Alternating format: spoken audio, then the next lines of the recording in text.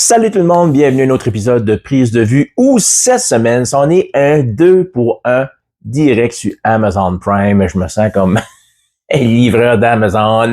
Te livre ça en dedans de 24 heures, quoique c'est des films qui sont sortis depuis plus qu'une semaine sur la plateforme de streaming. Ça fait que je suis peut-être un peu en retard, mais qu'est-ce que tu veux? Mieux vaut tard que jamais. Je pensais vous parler juste du film The Pickup, sorti la semaine passée, qui m'a en vedette Eddie Murphy et Pete Davidson. Mais là, il y a un autre film qui est apparu. Quand tu dis out of nowhere, là, il est vraiment, mais vraiment apparu de nulle part. Un film qu'il y a eu un trailer juste la veille de la sortie. Ce film-là a tous les signes, comment je dirais ça, le niveau, le niveau de publicité ou le montant de publicité et de promotion qui a été fait pour ce film-là à peine 24 heures avant la sortie te donne tous les indices que tu as pour comprendre que ce film-là, c'est pas bon. Et en effet, le film dont je vous parle, c'est War of the Worlds, plus récente version de ce classique-là, qui est maintenant sur Amazon Prime. War of the Worlds, c'est un roman qui est sorti en 1898, si je ne m'abuse, et ça a été écrit par H.G. Wells, auteur classique qui a écrit d'autres classiques justement, comme des chefs-d'œuvre comme The Time Machine et Invisible Man. War of the Worlds, dans les dernières décennies, ça a été adapté soit à la télévision, au cinéma. Premier film était en 1953. Le film le plus populaire, probablement, c'est celui de 2005 avec Tom Cruise. Il y a eu des séries télévisées aussi. Pour moi, personnellement, la meilleure adaptation, c'est l'original de 53. Lui, Tom Cruise était bon, mais pour une attaque d'extraterrestres globale à travers la planète au complet, le film était juste Tom Cruise, Tom Cruise, Tom Cruise, Tom Cruise. C'est là, j'aurais aimé en avoir plus que ce qu'on nous a offert de ce film-là. Quoique, il vaut quand même la peine d'être vu, ne serait-ce que pour les effets spéciaux. L'histoire de War of the World, je vais te la dire pour mal au complet, parce que si t'as pas encore lu ou vu War of the Worlds, de quoi qui existe depuis au-dessus de 100 ans, ben là, c'est toi le problème, là, hein, mettons. Mais War of the Worlds, c'est ça. C'est pendant une journée des plus normales, il y a des extraterrestres qui arrivent sur la Terre, c'est des grosses machines géantes sur 3 pattes, ce qu'on appelle des tripods. L'humain est impuissant face à cette attaque-là. Ils sont tout après se faire détruire. Et au bout d'une couple de jours, ben, les extraterrestres commencent à mourir un après l'autre. Et on s'aperçoit que c'est à cause que leur santé, pas santé immunitaire, mais en tout cas, leur système immunitaire, bon, est pas assez fort pour, justement, endurer et survivre face aux virus qu'on connaît, tels que la grippe, ces affaires-là que nous, aujourd'hui, on est bel et bien habitués. Ça fait que c'est une histoire quand même qui a une bonne conscience sociale. Ça fait que tu peux le mettre à n'importe quelle époque de l'histoire de l'humain. On dirait que ce film-là, l'histoire est comme intemporelle, ça fait que ça fit tout le temps. Puis c'est une bonne histoire, comme je dis, c'est un des classiques, une de mes histoires préférées au niveau de la science-fiction. Et là, la version qu'on nous a offert sur Amazon Prime, c'est sur une différente version, un différent format, justement, qu'on a l'habitude de voir des films au cinéma. C'est ce qu'on appelle Screen Life, comme les films qui sont apparus une couple d'années passées, comme Searching, Missing, Unfriended. Ça se passe, toute l'action se passe sous l'œil des caméras de laptop, de cellulaire, de caméras sécurité. Il n'y a pas de plan ou de prise de plan de caméra ou de prise de vue avec des caméramans, tout ça. Non, ça se passe tout avec les caméras d'appareils électroniques. Ça fait que c'est comme en 99 quand que Blair Witch Project avait arrivé avec le concept found footage. Là, ça c'était comme révolutionnaire à l'époque. Ça avait été vraiment gros. Ça fait que à peu près une dizaine d'années passées, on a décidé d'arriver avec ce format-là, étant donné que la technologie prend beaucoup de place dans notre vie d'aujourd'hui. Ça fait qu'on avait décidé justement de faire ces films-là, qui est quand même assez intéressant. C'est de quoi qui est expérimental, puis c'est créatif. C'est le fun d'avoir justement sous ces formats-là quand même assez restreints, assez limités. Qu'est-ce que tu peux faire pour être créatif, puis rendre une histoire intéressante malgré que tu es vraiment limité avec tes angles de vue et qu'est-ce que tu peux montrer au grand écran ou à petit écran si tu écoutes ça à la télévision. Et le film War of the World, ben, c'est justement de cette façon-là qui nous est présenté pour cette version 2025. Et comme je disais, avec tous les éléments qui nous montraient que ce film-là n'était pas bon, eh bien, je lui donne quand même un généreux. Je suis gentil, je suis une bonne personne. J'y donne un 3 sur 10. J'y donne 1 point 1.5 probablement, juste parce que War of the World, l'histoire en tant que telle, c'est un classique. Mais le film, une chance qu'il est juste 90 minutes. J'aurais pas pris beaucoup plus longtemps que ça, mais 90 minutes pour ce genre d'expérience-là. C'était long, pas un par bout, pas mal tout le long. C'est avec l'acteur Ice Cube et aussi Eva Longoria, qui d'ailleurs va faire partie de ma prochaine critique de Pick-up. Ça répète aussi non seulement un spécial Amazon Prime, mais un spécial aussi Eva Longoria. Mais ça raconte justement l'histoire de Ice Cube, qui est un homme qui travaille avec CIA, FBI, tout une job de même. Lui, sa job, c'est justement de surveiller toutes les caméras à travers les États-Unis. Fait qu'en passant, si t'es conspirationniste, écoute pas ce film-là, tu dormiras pas pendant 3 mois, c'est certain, tu vas être en mode panique totale, parce que lui, il a accès à toutes les caméras de laptop, d'ordinateur, de toutes les personnes à travers la planète, pas à travers la planète, mais à travers la planète, pas mal, là. Mais il se concentre pas mal juste sur les États-Unis, sur les caméras de sécurité à l'extérieur, dans les magasins, tout ça. Puis en plus de faire sa job, il a après stalké ses enfants aussi, sa femme, pas sa femme, mais sa fille, qui est une jeune adulte, qui a une grosse carrière justement du côté des sciences, est présentement enceinte, puis là, il espionne avec les caméras de son téléphone à elle, aussi caméra d'un restaurant où aller, puis là, il l'appelle parce que c'est là, dit hey, pourquoi t'as pris mon chien muffin, t'es enceinte, c'est pas bon, c'est juste du sucre, c'est là, donne une idée. Puis aussi, il stocke son plus jeune, un jeune adolescent qui a un futur prometteur au niveau de l'électronique, la technologie, tout ça, mais s'amuse à jouer des jeux vidéo à la place, puis il s'en fait pas content, puis à travers tout ça, on apprend qu'il est justement beaucoup après ses enfants parce que son épouse et la mère des enfants est décédée une couple d'années passées. Et là, out of nowhere, out of the blue, un peu comme tous les films, en fait comme l'histoire War of the World, il y a des extraterrestres qui arrivent pour justement attaquer la planète et on sait plus trop pourquoi, puis on essaie de s'arranger avec ça, de survivre, de les battre, puis c'est pas mal là tout le long du film où Ice Cube essaie de gérer cette crise mondiale-là, tout en essayant aussi de s'assurer que ses enfants survivent à ces attaques, puis essayer de les aider du plus possible. Ça fait que c'est ça en résumé l'histoire, puis comme je disais, tout se passe à travers l'œil de la caméra du laptop, du cellulaire, des FaceTime, puis tout ça. Puis, il y a beaucoup de raisons de pas aimer ce film-là. Que ce soit du côté acting qui par bout laisse pas mal à désirer, du côté des effets qui passent de correct à que c'est ça. Mais si t'es comme moi, d'un certain âge, hein, d'une certaine mureté, mettons, que t'es pas juste fan, mais passionné de science-fiction, puis que t'aimes pas qu'on comprenne des classiques comme War of the Worlds, et tu changes trop l'histoire à ton avantage pour offrir de quoi de différent. Moi, c'est là vraiment le gros problème du film. Je suis correct avec le acting un peu shaky par bout, les effets spéciaux qui est pas à la hauteur. Je peux endurer ça, mais prendre une histoire classique comme War of the World, puis non seulement la changer, mais rajouter plein d'éléments inutiles, des affaires qui nous expliquent certaines situations que dans l'histoire originale, on ne nous expliquait pas, puis qu'on n'avait pas besoin de savoir. C'est là qu'on va avec ce film-là. On aurait pu facilement s'inventer puis se créer une histoire originale d'extraterrestres qui viennent d'attaquer, puis ça n'aurait pas eu besoin d'être War of the Worlds, puis je pense qu'à quelque part, ça aurait possiblement mieux marché pour ce film-là. Je pense que les critiques auraient été peut-être moins sévères parce que les critiques sont rough. Là. Je suis gentil. Moi, 3 sur 10, je suis gentil. Là, comme je suis pas mal sûr, Ice Cube, s'ils écoutent ça, là, ils vont m'envoyer un message pour me remercier. Là. Ice Cube, you're welcome. Mais non, c'est ça. On a trop changé une histoire qu'à un moment donné, c'est même plus. On dirait c'est quasiment tellement changé qu'on dirait que c'est du plagiat. On dirait qu'on a tellement changé War of the Worlds qu'on dirait qu'on copie juste War of the Worlds. On prend des éléments clés pour s'associer à ce film-là, à cet univers-là, mais on change telles affaires, puis je sais pas, pour moi, personnellement, ça marche juste pas, parce que la façon dans l'original, comme je disais, les extraterrestres sont décédés, c'est à travers des virus de la nature. Là, ils se font tuer à cause de virus de machines, d'électronique, des virus comme, je me suis dit, j'allais vous nommer des virus d'ordinateur comme si je connais ça. Mais vous savez de ce que je parlais.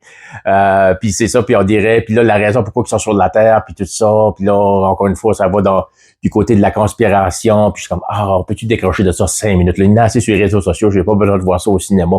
Quand je m'assis devant ma télé ou un écran géant, je veux juste être diverti, puis passer du bon temps, puis pas à me rappeler qu'est-ce qui se passe sur Facebook et Twitter, ou X, si vous préférez. Puis aussi, le film se veut quand même une grosse annonce publicitaire pour Amazon. À un moment donné, là, come on, Jeff Bezos, as-tu si besoin d'argent que ça, là? Hein? Tu pourrais donner 2 millions de personnes à chaque être humain sur la Terre, là, puis tu t'en apercevrais même pas, ça ferait même pas une différence dans ton compte. T'as assez de cash, t'as pas besoin de cette publicité cheap, là, à travers les films. Ça fait que War of the Worlds, pour te résumer ça, yark! C'est du caca. Mais en même temps, t'es abonné à Amazon Prime, t'aimes la science-fiction, t'es curieux, il est là. T'as 90 minutes à perdre, ben, tu peux te permettre de l'écouter, mais je t'avais averti, tu vas être déçu. Bon. Et l'autre film, ben là, ça y est, finalement, après, comme quasiment 3 semaines que j'en parle, comme si c'est le film de l'année, puis ça l'est vraiment pas, là, The Pickup, autre film qui est disponible sur Amazon Prime, qui m'en vedette Eddie Murphy et Pete Davidson. Et en partant, je lui mets une note, en fait, je lui donne une note de 6,5 sur 10. C'est un film que j'ai apprécié, qui m'a diverti, qui m'a fait rire, mais ne m'a pas impressionné et m'a déçu sur un point, mais un gros point. L'histoire centre sur les personnages joués par Pete Davidson et Eddie Murphy, qui sont tous les deux des gardes de sécurité qui se promènent en truck blindé pour aller chercher puis déposer de l'argent à des places importantes. Là. Je suis sûr qu'il y a un terme correct, puis là, le nom ne vient pas malheureusement. Mais c'est ça. Puis eux, ben là, à un moment donné, ils sont comme ils se font attaquer par un genre de petit groupe criminel qui ont besoin d'aide et besoin d'argent justement pour commettre un gros crime. Puis c'est pas mal ça l'histoire en général. C'est étant donné que le film, c'est côté univers, c'est la vie de tous les jours d'une place, ça peut être n'importe où, ça peut être à Washington, comme ça peut être à Montréal, comme ça peut être à Bathurst, c'est là. Ça fait que, étant donné que ça, c'est pas vraiment important, on se concentre tout de suite sur la présentation des personnages. Avec tout d'abord, lui, de Pete Davidson, qui est justement un nouveau garde de sécurité, un gars qui fait quand même un peu anxieux, un peu stressé, un peu sur les nerfs. Mais là, rencontre une femme par hasard de même pendant qu'il est sur la job. La femme lui donne le numéro de téléphone pour dire hey, appelle-moi. Puis là, finalement, ils vont sur une date, puis ils passent la nuit ensemble. Puis là, il est bien content de ça parce que c'est pas le genre de gars dont les filles courent après. Et tout de suite après quand ils m'ont montré ça, là, au niveau du côté de Eddie Murphy, lui, un homme d'expérience, un homme mûr et mature, qui a sa vie de fête, il est marié, il a sa job depuis longtemps, il est très connu parce qu'il est un des meilleurs. Là, va célébrer d'ailleurs le 25e anniversaire de mariage avec son épouse, jouée par Eva Longoria. Et là, les deux sont placés ensemble pour une même job. Là, Eddie Murphy est pas content, pas à cause qu'il est associé avec Pete Davidson, mais à cause que c'est une long ride, puis lui va arriver le plus tôt possible pour justement être là à temps pour célébrer le 25e anniversaire de mariage avec son épouse. Mais là, il y a une long job à faire, puis là, on nous explique à travers dialogue et conversation, situation, qui va être c'est une long ride. Aller sur la place de Pleasantville, puis pendant un bon bout sur la highway, il y a une place où il n'y a aucune connexion Internet, aucun réseau pour téléphoner. En 2025, sur la highway, sérieux. Mais ça a l'air que là, dans ce film-là, ça n'existe pas encore. Ça fait que, comme tu peux l'imaginer, un coup qu'ils sont rendus là, dans cette zone-là, c'est là qu'ils se font attaquer par un criminel avec deux associés. Quand tout attend, arrive quand même à s'en sortir pas si mal. Et ensuite, ça dure pas trop longtemps parce qu'ils sont ramassés de nouveau. Puis là, on apprend que le plan de kidnapper ce truck blindé-là, eh bien, c'était pour un plus gros plan pour aller voler un casino. Et c'est pas mal encore l'histoire avec des bonnes cascades, de la bonne comédie, un film que j'ai ri pas mal à plusieurs endroits, que d'ailleurs, même j'aurais aimé plus de comédie avec Eddie Murphy et Pete Davidson parce qu'ils avaient quand même une bonne chimie ensemble. Ils semblaient avoir du fun à travailler ensemble puis à avoir justement ils étaient comme des bons coéquipiers au niveau humoristique. On a eu deux bonnes jokes, je trouvais, sur l'aspect que Davidson est blanc et Murphy est noir. Puis je trouvais ça drôle que justement le personnage de Pete Davidson était capable de parler de ça sans aucun tabou parce qu'on dirait lui ça y passe par la tête, surtout avec les tensions raciales qu'on a connues depuis un certain temps puis qu'on essaie justement, et avec raison, d'être plus respectueux et plus sensible aux autres ethnicités. D'ailleurs, mais puis c'était pas rien de majeur ou de controversé, c'était juste la façon qu'il en parlait avec tellement de simplicité puis avec aucun tabou, c'est ça qu'on dirait qui rapportait plus à la joke. On a eu juste deux jokes comme ça, puis moi, j'en aurais pris plus parce que c'était vraiment les côtés livraison des punchs puis tout ça, puis des réactions des personnages. Ça, je trouvais c'était un des points forts du film. Comme je disais, des bonnes cascades quand il y a des courses en auto puis tout ça, quand que les méchants se pourchassent entre eux autres. Gros problème du film pour moi, c'est que ça me semblait être un film où il y allait avoir quand même un certain nombre de twists et de dénouements surprises qu'une couple de fois dans le film, on allait du côté gauche sans nous avertir, mais non, finalement, l'histoire du film suit une ligne droite, c'est straightforward du début à la fin. Là où on aurait pu avoir des twists, on aurait pu avoir des surprises, on décide de pas prendre de risques, puis on nous donne tout cuit direct au début. Si tu as écouté ce genre de film-là assez souvent depuis plusieurs années, quand Pete Davidson rencontre cette femme-là, et elle tombe pas mal en amour avec, ben tu le sais tout de suite qu'elle est impliquée avec les criminels qui sont là pour justement voler le truck. Puis même là, on dirait un coup que la mission va pas comme que c'est supposé, puis elle pense que ces deux autres associés sont décédés, puis là, eux, ils ont survécu, puis là, ils pensent qu'elle, ben, elle les a ghostés, ça fait là qu'ils veulent se venger. Tu pensais que t'allais avoir plus d'action de ce côté-là aussi, puis non, jusqu'à la fin, jusqu'au troisième acte, ça, c'est inexistant, cet angle-là, puis c'est plate parce qu'on dirait que j'en aurais pris un peu plus. Il y a aussi le fait que, justement, comme je disais, avec le côté pas de surprise, tout devient quand même assez prévisible. C'est un film qui finit super bien. Puis ça, c'est correct avec la fin, parce que à la base, c'est action comédie, puis c'est correct. Tu veux que ça, comme les personnages aient une résolution qui est satisfaisante, puis qu'à la fin, tout va bien pour tout le monde, puis c'est ça qui se passe, puis ça, c'est correct. Mais de mon côté, j'aurais aimé, surtout qu'en direct, du côté des trailers que nous annonçait, on semblait nous montrer qu'il y allait y avoir des twists, et c'était là, mais non, finalement, ce qu'on voit dans le trailer, c'est ce qu'on voit dans le film, avec aucune surprise, et justement de la prédiction qui se fait pas mal au pouce carré tout le long. Comme encore une fois, je disais, c'est pas un mauvais film, c'est un film que j'ai aimé, moi, ma femme en a écouté ça, on a ri, on a bien aimé ça, mais je m'attendais vraiment à plus. Pourquoi je m'attendais à plus d'un film qui est sur une plateforme de streaming? Ben, à cause de Heads of States, qui, au mois de juillet, était aussi, en fait, il est en cours sur Amazon Prime, mais m'avait surpris avec un film avec John Cena et Idris Elba, tant du côté de l'action, du côté des surprises, du côté du dénouement, ou avec, à savoir qui était le méchant du film.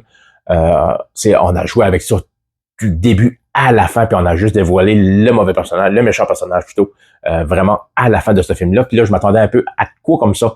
Parce que Amazon Prime a aussi se surpris avec Deep Cover, pareil, un autre film comme des actions. Pas aussi bon que Head of State, mais quand même aussi divertissant. Puis je m'attendais un peu à la même chose pour le pick-up qui n'a pas livré la marchandise sur ce point-là. Pick-up, marchandise, la ponctue. Mais mais quand même, un film, comme je dis, comme le film The War of the Worlds 2025 est sur Amazon. Celui-là de Pick-up est sur Amazon. C'est à 97 minutes. C'est 7 minutes de plus à perdre que pour War of the Worlds et War of the Worlds. Puis tu veux rire, ben écoute, je t'invite à l'écouter celui-là. C'est un que je te recommande. Une journée de pluie, une journée trop chaude comme il fait parce que cette vague de chaleur-là. J'aime l'été, mais à un moment donné, hein, quand tu sors dehors pis ça fait mal, ça vient un peu gossant. Ça fait que c'est ça, mes critiques pour cette semaine. La semaine prochaine, j'ai aucune idée. J'ai aucune idée pour le reste du mois d'août, qu'est-ce qui va se passer. Il n'y a pas vraiment de film, soit qui m'intéresse pas, soit que j'ai pas le temps. Tu sais, là, cette semaine, il y avait Nobody qui sortait, en fait, Nobody 2. Ça a l'air vraiment bon, ça a l'air vraiment drôle, mais j'ai pas vu le premier, ça fait que je sais que c'est pas vraiment le genre de film que tu as besoin de suivre l'histoire de A à Z pour tout comprendre. Là. C'est un film d'action puis du monde qui se fesse dessus, c'est ça. C'est ça l'idée. Mais j'aurais aimé quand même voir le premier pour me faire une idée, pour mieux comprendre le deuxième. Mais là, j'ai pas le temps. J'étais à Québec en fin de semaine parce qu'il y avait même aussi Shin Godzilla qui sortait au cinéma parce qu'il va sortir à un moment donné en 4K. Quelque part cet automne ou au début de l'année prochaine. Shin Godzilla quand même paru en 2016, si je me trompe pas. Un excellent film, tout comme Godzilla Minus One, dont j'attends avec impatience la suite. Et j'aimerais ça que Warner Brothers, avec leur franchise de Kong et Godzilla, se baserait sur la compagnie Toho, puis leur film de Godzilla pour justement créer des moments d'émotion, des moments émotionnels où tu t'attaches aux personnages, puis ton bras est quasiment quand ça va pas à leur façon. Ces films-là, c'est réussi. Oui, je sais, c'est japonais avec des sous-titres, mais moi, Godzilla Minus One, c'est justement, j'étais comme, quand il était sorti au cinéma, j'étais comme, je veux-tu aller dans une salle de cinéma puis lire un livre, lire un film? mais les bandes annonces étaient tellement bonnes que je dis quoi, j'ai dit pourquoi pas, on va y aller, puis finalement, écoute, je ne regrette pas ce film-là, Minus One. Godzilla Minus One, c'était un moment cinématographique à vivre, là. Écoute, au-delà de 15 minutes dans le film, j'étais comme, alright, je parle japonais, là. Je comprends tout. Ça fait que, non, je ne sais pas ce qui va se passer, mais je vais essayer de trouver de quoi. Comme je disais la semaine passée, il y a encore des bons films qui s'en viennent au mois de septembre, au mois d'octobre, novembre, décembre, puis tout ça. Ça fait que j'ai hâte de ces films-là, surtout pour les films basés sur les livres de Stephen King. Donc, Stephen King, côté adaptation, une grosse année en 2025 avec 4 adaptations cinématographiques, une à la télévision avec The Institution, un livre paru pendant la COVID que j'avais vraiment aimé, mais en même temps, j'aime tous les livres de Stephen King. Ça fait que je suis curieux de voir que cette série-là va nous offrir, mais elle n'est pas disponible au Canada tout de suite. Puis c'est bizarre parce que quand même une série qui a été filmée à Halifax, là. Bon, du coup, ça fait que je ne sais pas de ce qu'on va se parler la semaine prochaine, mais on va s'en parler. Ça fait qu'on s'en parle, comme je disais, pour un autre épisode de Prise de vue.